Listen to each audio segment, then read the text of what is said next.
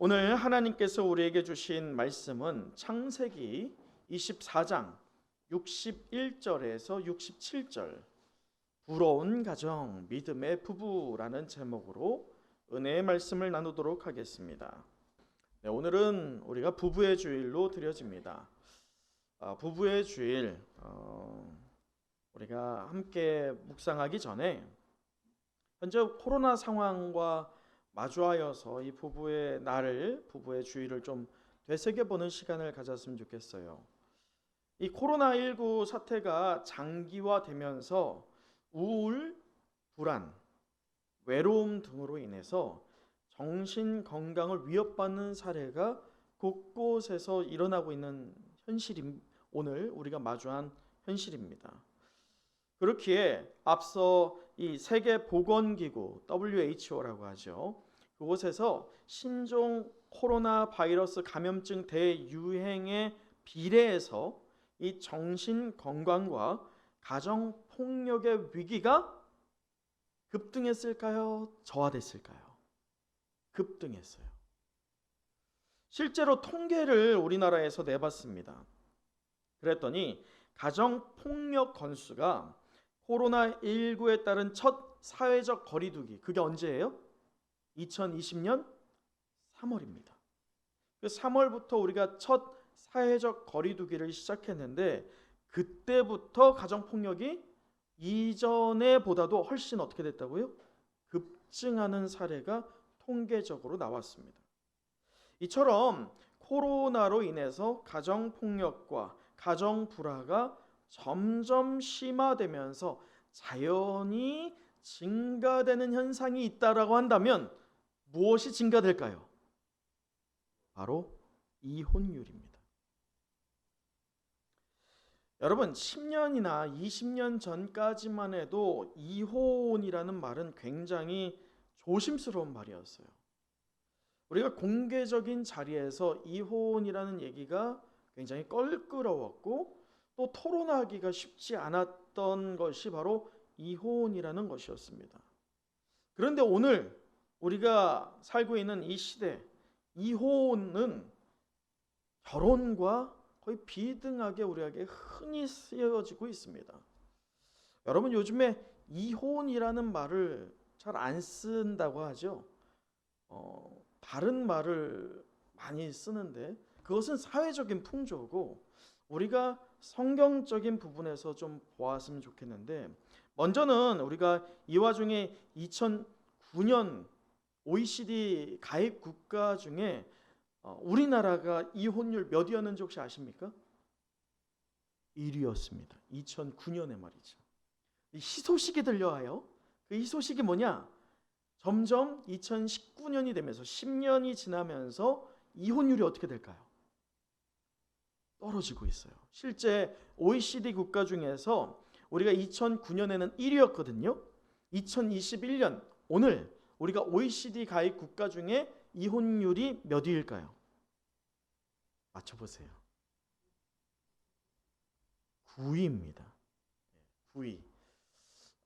밑에 이 그래프를 보시면 알겠지만요. 글자는 잘 안 보이니까 볼 필요가 없고 그래프의 현상만 보시면 됩니다. 저 막대기가 뭐냐? 저 막대기가 뭘까요? 그게 이혼율이에요. 이혼율이 점점 내려가고 있는 게 보이십니까? 이 마지막 연수가 언제냐면 2019년입니다. 확 떨어졌죠. 자, 이게 희소식입니다. 이 소식을 들으면 우리가 어떤 생각을 하느냐? 어머, 이혼율이 줄어들었으니 이제 좋은 세상 아닌가? 그 생각이 들 수 있지만 이 그래프를 다시 한번 보자면 이혼율이 떨어지면서 무엇도 떨어졌느냐? 그걸 왜 가렸어요? 이혼율이 떨어지면서 뭐가 떨어졌어요? 저 점 있죠, 점으로 연결된 선 있죠? 저게 결혼율입니다. 이혼율이 떨어졌다는 것은 이게 우리나라가 살기 좋아졌고 부부관계가 개선이 되어서 더 이상 부부의 갈등이 없고 가정폭력이 해결돼서냐? 그게 아니라 결론적으로는 무엇이 줄었기 때문에? 결혼율이 줄었기 때문에. 여러분, 이것은요 굉장히 연결관계가 있어요. 부부 관계에 어떤 개선점이 없이 부부가 이혼한다라는 것이 단순히 남성과 여성이 이제는 각자의 삶을 산다라는 것으로 그냥 해결이 되고 끝이냐? 그게 아니에요. 그게 결국은 누구에게 영향을 미칩니까? 자녀들에게 영향을 미쳐요.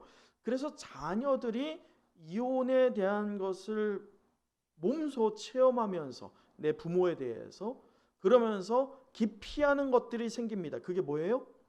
결혼이에요. 근데 결혼을 기피하다 보니 자연적으로 이 그래프에는 누락이 됐지만 무엇 역시나 떨어집니까? 출산율이 떨어져요. 여러분, 아주 중요한 것을 봐야 됩니다. 큰 그림으로 봐야 돼요. 가정이 평안하다는 것은 모종의 연결관계가 있어요.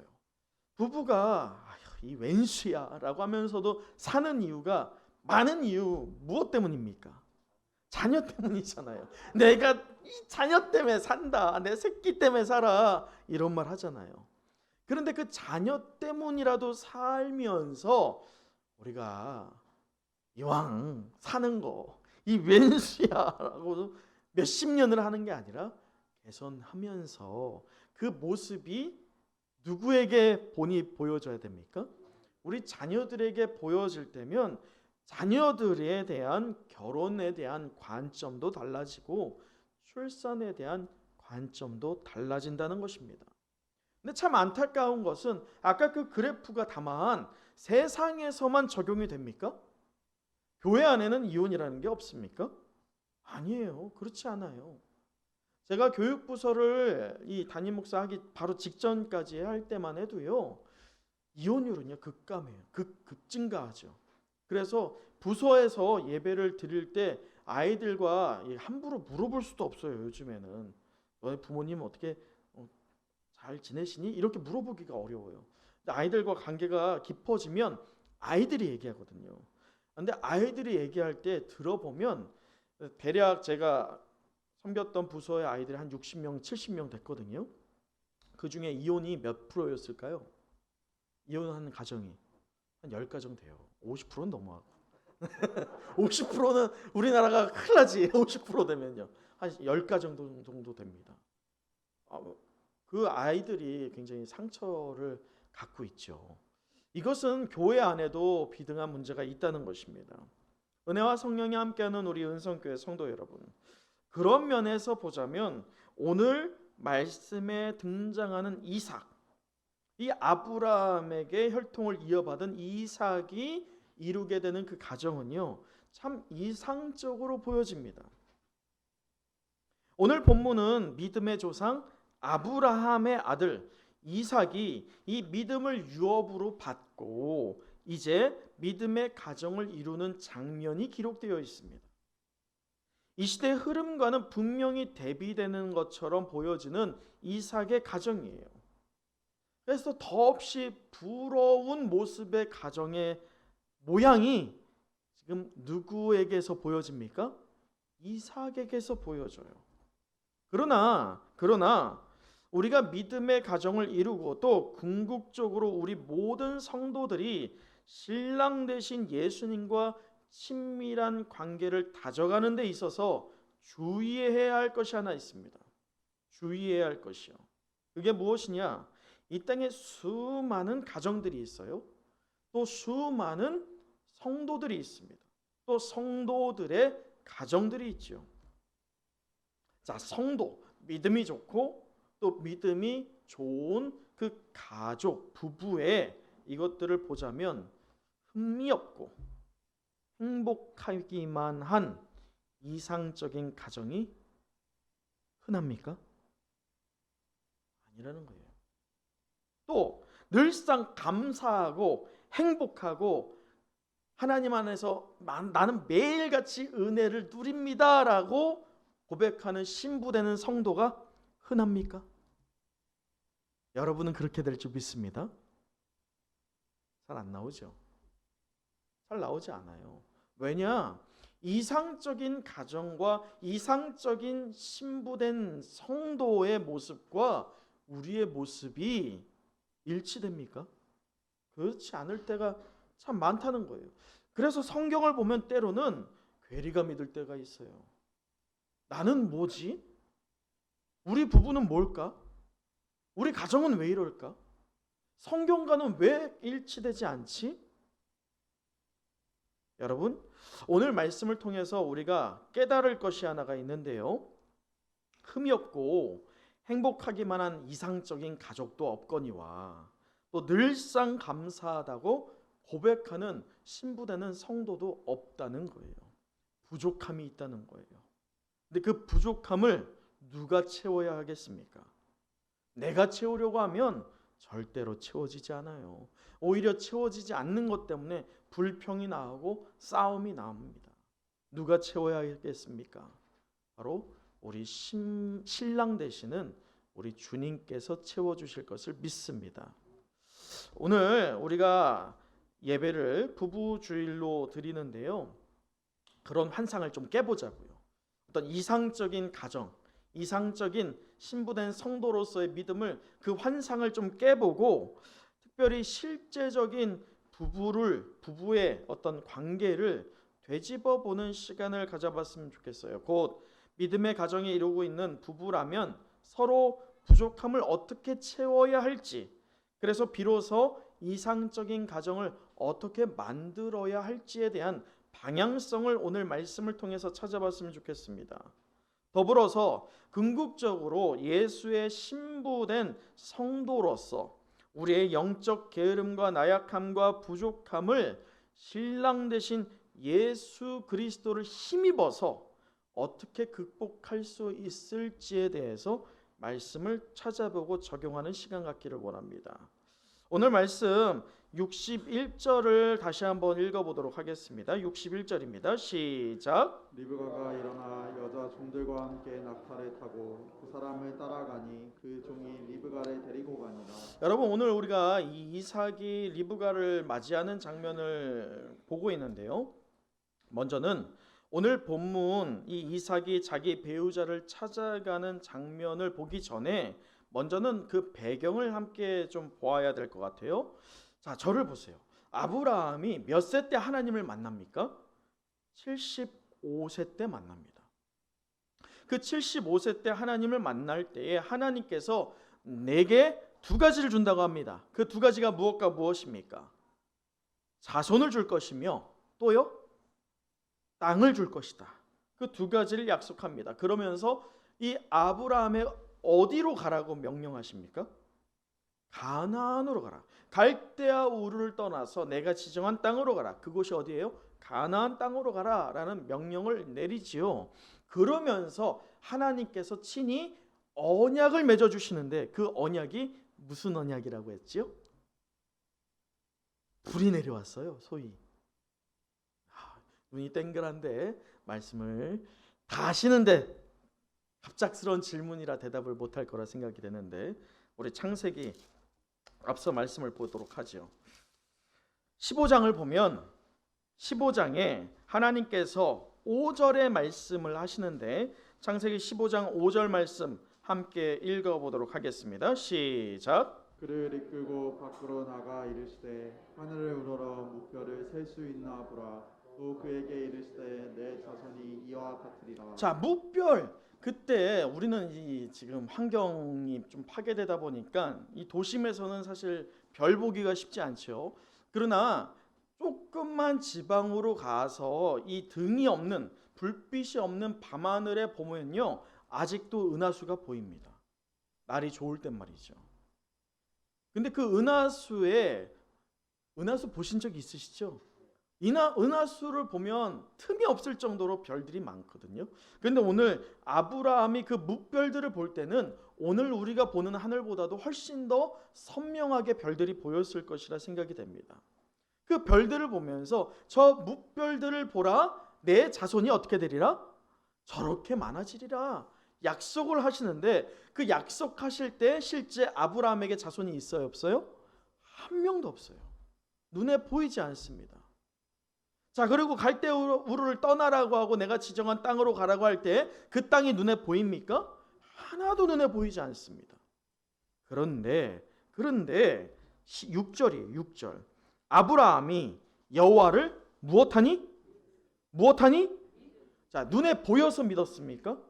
눈에 보이지 않는 것을 믿었어요. 하나님 말씀을 있는 그대로 믿었습니다. 사랑하는 우리 은성교회 성도 여러분, 하나님 말씀을 눈에 보아서 보이기 때문에 믿는다면 우리는 이미 그것을 볼 때에 믿음은 식어집니다.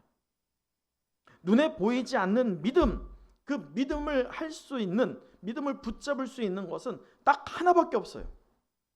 하나님을 신뢰하는 거예요. 그래서 믿음이라는 것은 신뢰와 연결되어 있습니다. 자, 그런데 그렇게 믿을 때에, 자, 잘 보세요. 6절. 아브라함이 하나님을 믿으니 하나님께서 어떻게 반응하느냐? 6절 다시 한번 읽어보죠. 너무 중요하니까 6절 읽어보겠습니다. 시작. 아브라함이 여호와를 믿으니 여호와께서 이를 그의 의로 여기시고. 여러분, 이때 하나님께서 아브라함의 믿음을 어떻게 여기셔요? 의롭다라고 여기십니다. 여러분, 지금 아브라함이 그 믿음으로 무슨 열매를 맺었습니까?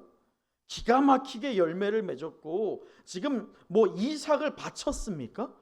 이삭을 바치는 장면에서 의로 여겼다면 무언가 행했으니까 당연히 그럴만 한데, 아브라함은요 현재 하나님께 의롭다 칭함을 받을 때 실제 몸소 행한 게 있어요, 없어요? 아무것도 없어요. 딱 하나밖에 없었습니다. 그게 무엇입니까? 믿음이에요.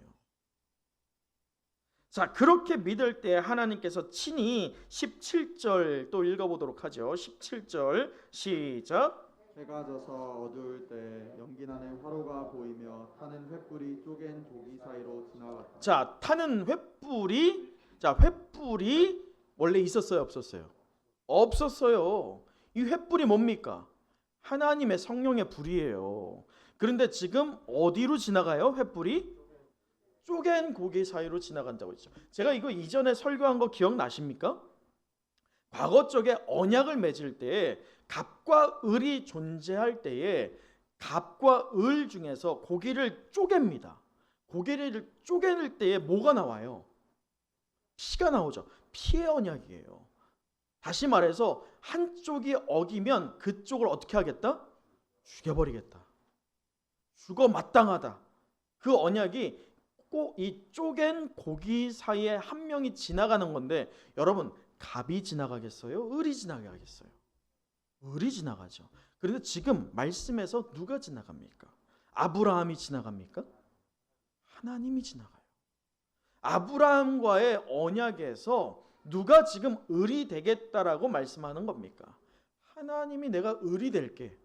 내가 너를 믿음의 조상 삼고 너로 큰 민족을 이루도록 할게. 너는 복의 근원이 되도록 할게. 그 약속을 맺은 게 누구입니까? 아브라함입니까? 아브라함이 자청해서 하나님, 내가 믿음의 조상이 한번 돼볼 테니까 나 한번 믿어봐 주시고 나 좀 밀어봐 주세요, 이렇게 말했을까요? 아니에요. 아브라함은 딱 하나밖에 안 했어요. 이때도 하나. 그게 뭐예요? 믿는 거예요. 신뢰한 겁니다. 자, 다시 오늘 본문으로 돌아와서 그렇게 믿음을 가졌던 그 아브라함. 그런데 문제는요, 그렇게 횃불 언약을 경험하고 나서 얼마나 벅찼겠어요, 마음이 말입니다. 근데 몇 년 동안 하나님이 침묵하실까요? 25년이에요. 한 해, 두 해가 아니에요. 25일이 아니에요. 여러분, 분명히 우리가 기도하고 우리가 분이엘 밤이나 또는 금요 성령 집회 때 작정해서 기도했을 때 하나님께서 주시겠다라는 마음의 확정이 왔을 때 25분도 기다리지 못하는 게 우리입니다. 지금 아브라함이 몇 년 기다립니까? 25년이에요. 100세 때에 그 약속한 아들을 이제 얻게 됩니다. 그가 누구입니까? 이삭입니다. 여러분, 얼마나 이상적인 가족이에요. 믿음의 가정, 하나님을 향한 그 신뢰를 놓지 않았던 이 믿음의 가정이잖아요. 그 믿음의 가정이 이제 완성된 거예요. 얼마나 이상적입니까? 우리와는 좀 다른 것 같아요. 자, 그런데 문제는 이 믿음의 가정에 시련이 찾아옵니다. 우리 가정처럼 위기가 찾아옵니다. 평안만 해야 할 것 같은데 위기가 찾아오고 아픔이 찾아오고 이상적이라고 생각했던 이 가정이 붕괴되는 것 같은 상황을 마주하게 됩니다. 그것은 바로 사라의 죽음입니다. 여러분, 말씀에서 우리 창세기 23장 1절을 한번 보면 이렇게 기록되어 있어요. 23장 1절, 사라가 몇 세에 죽었습니까? 127세의 죽음을 맞이합니다. 여러분, 이때가 아브라함의 아들 이삭이 몇 세 때일까요? 잘 계산을 하셔야 돼요. 아브라함이 75세 때 하나님과 횃불 언약을 경험했고 25년이 지나서 몇 세 때 아들을 낳았어요? 100세 때. 자, 아브라함과 사라의 나이 차이가 몇 살? 10살이에요. 자, 그러면 지금 90세 때 사라가 이삭을 낳았어요. 127세에 죽었어요. 지금 이삭이 몇 세예요? 37세예요. 여러분, 이때 당시의 나이로는 벌써 결혼을 했어야 될 것 같은데 아직 결혼을 못했어요. 그리고 어머니의 어떤 보살핌 아래에서 얼마나 귀하게 자랐겠습니까? 많은 사랑을 받았겠지요. 늦은 나이에 얻은 아들이니까, 겨우 얻은 아들이니까 이 사라가 이삭을 얼마나 사랑했겠습니까? 이삭의 입장에서 생각해 보면 어머니의 부재, 생각지 못했던, 어쩌면 저 마음 한켠에 두려움으로 준비했을지 모르지만 그 두려움이 현실이 돼버린 거예요. 어머니가 이제는 더 이상 내 옆에 없다라고 하는 것 말이죠. 이상적인 가정인 것 같았는데 한 번에 무너지는 것 같은 현상이 일어납니다. 자, 그렇다면 아브라함은 어땠을까? 23장 2절 한번 보도록 할까요? 23장 2절 말씀 함께 읽어보겠습니다. 시작. 사라가 가나안 땅 헤브론 곧 기랏 야르바에서 죽음에 아브라함이 들어가서 사라를 위하여 슬퍼하며 애통하다가. 자, 지금 아브라함이 자신의 아내, 여러분 장장 지금 몇 년을 함께 했어요? 거의 100년 넘게를 함께 했습니다. 100년 해로한다고 하잖아요. 그때 또 이 얘기하면 야, 내 남편하고 내 아내하고 100년을 살아야 돼? 이 생각 때문에 아찔하다 생각하면 안 될 것 같아요. 100년을 함께한 어쨌든 그 100년을 뭐 그 과정에서 다툼이 없었겠어요? 어려움이 없었겠습니까? 근데 그 100년을 함께한 사라가 죽었어요. 이제는 함께할 수 없습니다. 그럴 때에 아브라함의 감정은 어땠느냐? 그 시신 앞에서 슬퍼하고 애통했다라고 합니다. 여러분, 이러한 가정이 붕괴되고 믿음이 주저앉을 수 있는 상황에서 아브라함은요, 마냥 슬퍼할 수만은 없었습니다. 분명히 큰 부분이었어요. 여러분, 통계에서 나오지요. 사람이 가장 고통을 느끼는, 감정적으로 고통을 느끼는 충격적인 사건이 무엇이냐? 그 1위가 뭐예요? 배우자의 죽음이에요. 출산의 고통, 그게 몇 위인 줄 아세요? 그게 한 5위 정도 됩니다. 배우자의 죽음이 1위예요. 미우나 고우나 어쨌든 1위입니다. 아브라함은 장장 100년을 함께했던 이 아내가 이제는 부재해진 거예요. 슬퍼하고 애통할 수 있었어요. 그런데 그렇게 슬퍼하고 애통하고만 있을 수 없었습니다. 왜냐? 그에게는 하나님께서 주신 사명이 있었기 때문이에요. 근데 그 사명을 분명히 아브라함은 알고 있었어요. 이 사명의 완수, 끝마침이 내게서 맞춰진다? 아니에요. 내 시대는 이미 끝났구나. 아브라함에게 있는 남은 사명이 무엇이냐? 내게 주어졌던 사명을 이제 어떻게 해야 된다? 내 아들에게 물려줘야 되는구나. 그래서 주저앉을 수만은 없었습니다. 자신의 사랑하는 아내 이 사라를 막벨라 굴에 장사를 지내고 나서 그 다음에 아브라함이 바로 그 직후에 무엇을 했느냐? 4절 23장 4절 24장 4절을 보도록 하죠. 24장 4절을 보면 2절부터 보도록 할게요. 아브라함이 자기 집 모든 소유를 맡은 늙은 종, 이 늙은 종이 누구죠? 엘리에셀이에요. 엘리에셀 누군지 혹시 아십니까?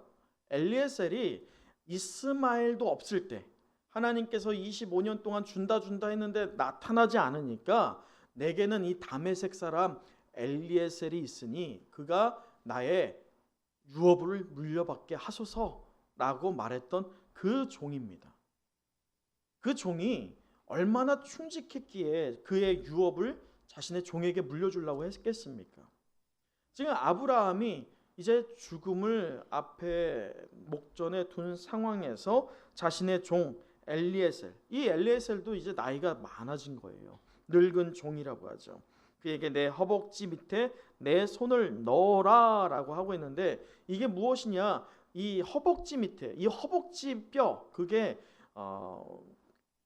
나중에 환도뼈라고 해석을 또 하게 되는데 이스라엘 문화에서는 뭐가 있냐면 이 허벅지 뼈 밑에 손을 넣고 약속을 하는 것은요 맹세하는 거예요. 목숨을 걸고 맹세하는 거를 환도뼈 밑에 엉덩이 뼈 밑에 손을 넣고 약속을 했다고 합니다. 근데 그 약속시키는 게 무엇이냐면 4절인데요. 우리 24장 4절을 한번 읽어보도록 할까요? 4절 함께 읽겠습니다. 시작. 내 고향 내 족속에게로 가서 내 아들 이삭을 위하여 아내를 택하라. 여러분 내 아들 그 사랑하는 이삭 내 사명을 이어가야 할 그 아들을 위해서 배우자를 구해야 되는데 그 배우자가 지금 가나안 땅의 사람이 아니라 본래 이 자신의 그 유업을 이어받을 만한 순결한 자에서 택하라라는 명령을 합니다. 여러분 사랑하는 배우자를 먼저 하늘나라로 떠나보낸 성도님들에게 권면을 드립니다. 아브라함 통해서 우리에게 주시는 영적인 도전이 있습니다. 이전 교회에서 연세가 있던 권사님을 신방할 때 그 권사님께서 하나의 일화를 저에게 이렇게 말씀해 주셨어요. 뭐냐면 남편과의 있었던 얘기입니다. 자기 남편이 너무 꼴보기 싫을 때가 있었대요. 너무 얄미운 거야. 밥 먹는 것도 얄미워, 옷 입는 것도 얄미워. 근데 언제가 가장 얄미웠다고 말씀했을까요? 잘 때. 나는 이 속상해가지고 못 자고 있는데 어떻게 자고 있어요? 천하태평으로 코 골고 자고 있는 거야. 그게 너무 얄미웠대요. 그래서 그걸 옆에서 지켜보다가 자기도 모르게 손을 확 들어서 얼굴을 팍 때렸대요. 그리고 어떻게 했을까? 아니요, 도망 나가지 않았어요. 바로 얼른 자는 척했어요. 그 권사님이. 남편이 한 대 맞으니까 어떻게 합니까? 아이고 하면서 일어난 거예요. 깜짝 놀라서. 근데 옆을 보니까 아내가 어떻게 하고 있어요? 자고 있네? 남편이 어떤 생각을 했을까? 꿈인가? 하고 다시 자는 거예요. 그러면서 얼마나 통쾌했는지 모른다고 그 말씀을 하는 거예요. 그러면서 하시는 말이 그 왼수 같은 인간이 이제 하늘나라 갔다고. 때로는 사무치게 너무 보고 싶다고 그 말을 하는 거예요. 참 힘들었노라고. 그 남편이 참 미웠는데 그래도 그 남편 때문에 내가 참 힘을 얻었던 것을 너무 뒤늦게 알았다고. 근데 남편이 부재한 상황에서 내 자식들을 키우는 게 얼마나 힘들었는지 모른다. 그래서 밤마다 때로는 남편 생각하면서 울면서 남편과 대화하기도 했다는 거예요. 그런데요. 이 권사님도 그랬고 아브라함도 그렇고 동고동락했던 이 배우자를 떠나 보냈을 때에 그 마음이 얼마나 공허하겠습니까? 그걸 누가 위로할 수 있겠어요? 하나님께서 여러분을 위로하실 줄 믿습니다. 하나님께 여러분 엎드려지세요. 하나님께 위로를 구하십시오. 그 공허한 마음을 하나님께서 채우실 줄 믿어요. 제 일화를 말씀드리면 시온이하고 제가, 여러분 단대라고 아세요? 단대? 모르시죠? 그게 뭐냐면 단둘이 데이트래요. 그걸 누가 알려줬게요? 시온이가 저한테 알려줬어요.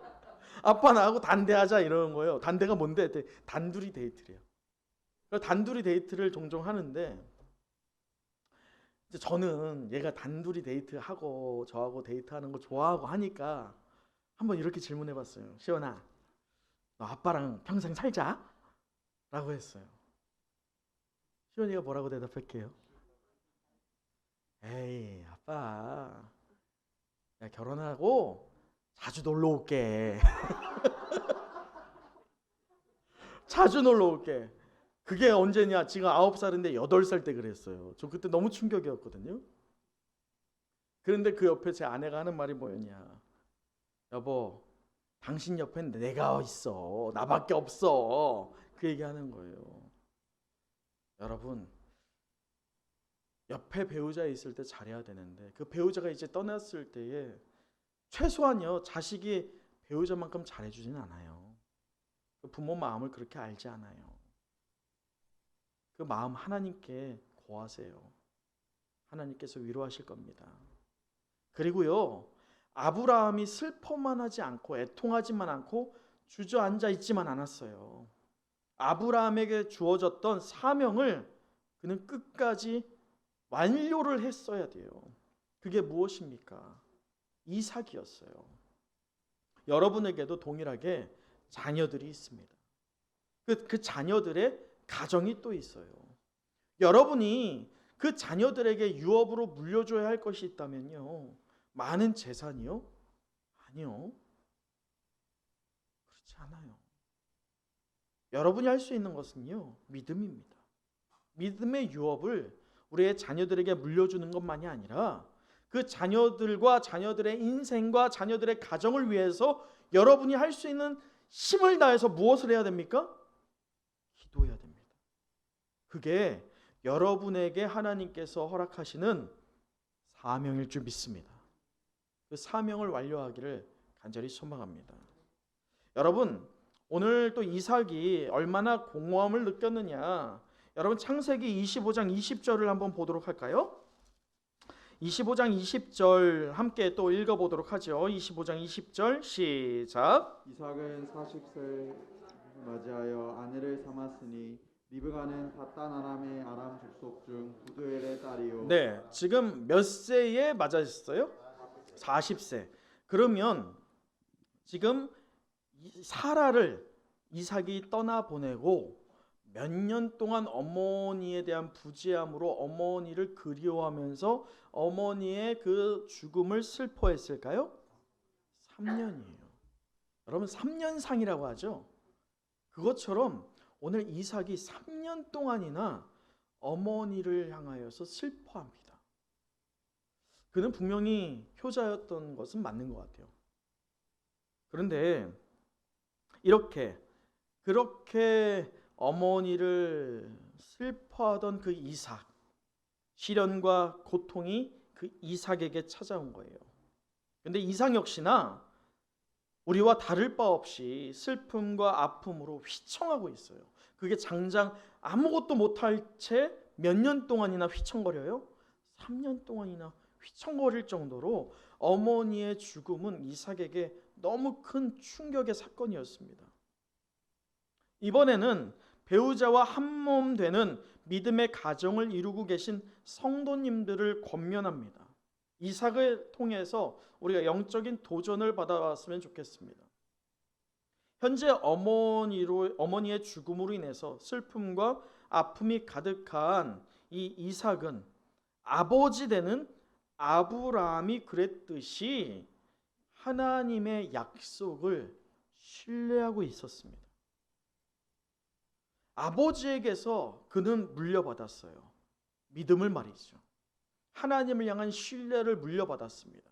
분명히 휘청대는 시간이 3년 동안이나 지속되었지만 자, 오늘 말씀에서 오늘 본문으로 돌아와서 63절을 보세요. 63절에 이렇습니다. 이삭이 저물 때에 들에 나가 묵상하다가라고 하죠.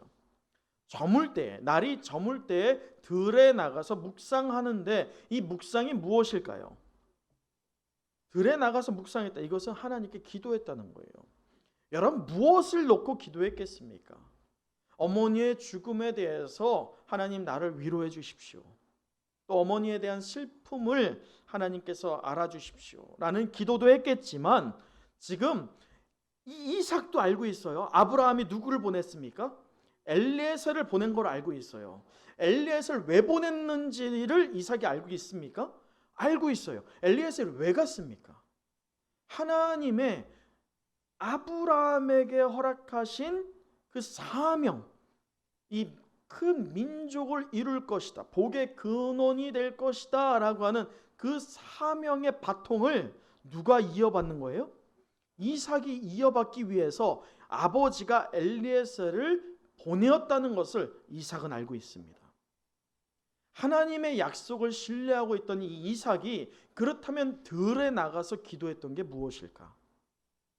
하나님, 내 아내가 누구인지는 모르지만 그 아내를 통해서 믿음의 가정을 이루게 허락하여 주시고, 우리 어머니가 그랬듯이 열국의 어머니가 되는 내 아내가 될 수 있도록 도와주시어서 이 아내를 통하여서 하나님의 사명이 계속 이어나갈 수 있기를 원합니다 라며 하나님께 기도했을 이삭이었습니다. 하나님을 신뢰하는 기도였어요. 슬픔이 있었지만 말이죠. 자, 그렇다면 리브가는 어떨까? 여러분, 결혼을 쉽게 결정할 수 있는 일입니까? 여러분의 자녀들이 결혼한다고 할 때 그냥 쉽게 엄마 나 첫눈에 반했어, 나 결혼할래, 어떻겠어요? 얘야, 좀 더 알아봐야 되지 않겠니? 라고 권면하지 않겠습니까? 결혼을 일륜제 대사라고 하는 말이 그냥 있는 말이 아니죠. 결혼이 자칫 인생의 좌우를, 그러니까 인생의 어떤 결론을 다르게 지을 수 있다라고 생각하기 때문에 일륜제 대사라고 하잖아요. 그래서 많은 분들이, 세상 사람들이 결혼을 놓고 어떻게 말하냐면, 야, 결혼할 때 잴 것 다 재, 그리고 네가 취할 수 있는 거 다 취해, 믿지는 장사하면 안 된다 라는 말들을 많이 합니다. 여러분, 그런데 오늘 리브가를 한번 보도록 하죠. 이 61절을 보면 리브가 일어나 여자 종들과 함께 낙타를 타고 그 사람 엘리에셀을 따라서 가고 있습니다. 리브가가 세상을 몰라서 지금 그냥 순진해서 엘리에셀의 말만을 듣고 따라가고 있는 것일까요? 또 55절을 보도록 할까요? 55절을 보면 리브가의 오라버니와 그의 어머니가 이르되 이 아이로 하여금 며칠 또는 열흘을 우리와 함께 머물게 하라. 그 후에 그가 갈 것이니라. 엘리에셀에게 부탁합니다. 여러분, 이 오라버니와 엄마가 리브가를 놓고 어떤 마음입니까? 이제 헤어지면 또 언제 보나, 우리 사랑하는 내 딸 또는 사랑하는 내 여동생, 이 마음 아니겠어요? 그래서 며칠이나 또는 열흘 정도 우리하고 좀 더 시간 보내고 그런 다음에 좀 정리를 하고 그런 다음에 좀 보낼게 라고 했는데, 엘리에셀이 뭐라고 하느냐? 엘리에셀이 그 사람이 그들에게 이르되 나를 만류하지 마소서 라고 한 이후에 57절에 우리가 소녀를 불러 그에게 물으리라 라고 합니다. 여러분, 이 결론적인 결정을 누구에게로 맡깁니까? 리브가에게 맡겼어요. 자, 리브가가 뭐라고 하느냐? 58절 리브가를 불러 그에게 이르되 내가 이 사람들과 함께 가려느냐? 라고 물어봤더니 뭐라고 대답합니까? 여러분, 지금 리브가가 결혼하고 죽겠어가지고 빨리 하루라도 빨리 결혼하고 싶어가지고 지금 이렇게 서두르는 걸까요? 며칠, 그거 좀 며칠, 좀 열흘 정도 가족과 마지막 좀 정리하는 게 어디가 어때서? 좀 엄마 마음을 왜 몰라줘 그렇게? 리브가가 왜 그럴까요? 여러분, 엘리에셀을 통해서 리브가는 분명히 들었어요. 어떤 것을 들었습니까? 아브라함과 언약을 맺으신 살아계신 하나님에 대한 것을 들었습니다. 엘리에셀을 통해서 듣기만 하였지만 그 들음 가운데에서 리브가의 마음에 무엇이 생긴 겁니까? 믿음이 생긴 거예요. 믿음은 무엇에서 납니까? 들음에서 나는 거예요. 들을 귀 있는 자는 들을지어다. 오늘 리브가의 귀는 열려 있었어요. 엘리에셀의 소식을 듣고 나서 살아계신 하나님께서 아브라함과 언약을 맺으신 그 하나님께서 이 언약을 누구에게 이제 이어서 맺으신다? 이삭에게 맺으시는데 그 이삭이 이제 누구다? 나의 배우자이구나. 그렇게 리브가는요, 잴 게 없었어요. 기다릴 필요가 없었어요. 하나님을 신뢰함으로 믿음으로 가득했던 리브가는 주저함 없이 엘리에셀을 따라갑니다. 여러분, 그 결과를 보도록 하죠. 오늘 본문의 67절 함께 읽어보도록 할까요? 67절입니다. 시작. 이삭이 리브가를 인도하여 그의 어머니 사라의 장막으로 들이고 그를 맞이하여 아내로 삼고 사랑하였으니 이삭이 그의 어머니를 장례한 후에 위로를 얻었더라. 여러분, 믿음의 가정이라고 완벽할 것이라고 하는 환상은 버려야 됩니다. 오늘 이삭도 부족했고요, 리브가도 부족합니다. 근데 67절에 보면 그 부족함, 이 이삭의 그 부족한 부분을 아내로 맞이한 리브가를 통해서 채워집니다.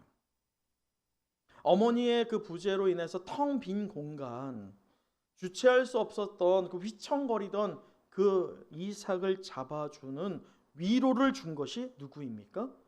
리브가였어요.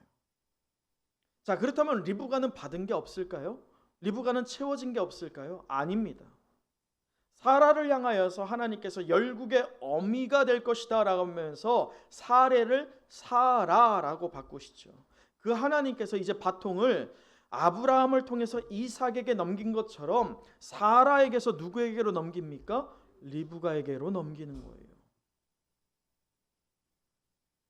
그 믿음으로 충만해진 리브가 역시나 열국의 어머니로 은혜를 채워지게 되는 것입니다. 여러분, 믿음의 가정을 이루는 부부라면 더욱 내 배우자의 부족한 부분 채우기를 힘쓰기를 간절히 사모합니다. 또한 여러분의 그 남편이 또는 아내가 믿음이 연약하다라고 할 때면 포기하지 마세요. 하나님께서 또 포기하지 않으실 겁니다. 서로의 부족한 부분을 채울 때에 비로소 부러운 가정, 완전한 믿음의 부부가 될 줄 믿습니다. 말씀을 마치겠습니다. 오늘 우리는 부부의 주일을 맞이하여서 부러운 가정, 믿음의 부부라고 하는 제목으로 말씀을 나눴는데 마지막으로 67절 한 번 더 읽어보도록 하죠. 67절입니다. 시작. 이삭이 리브가를 인도하여 그의 어머니 사라의 장막으로 들이고 그를 맞이하여 아내로 삼고 사랑하였으니 이삭이 그의 어머니를 장례한 후에 위로를 얻었더라.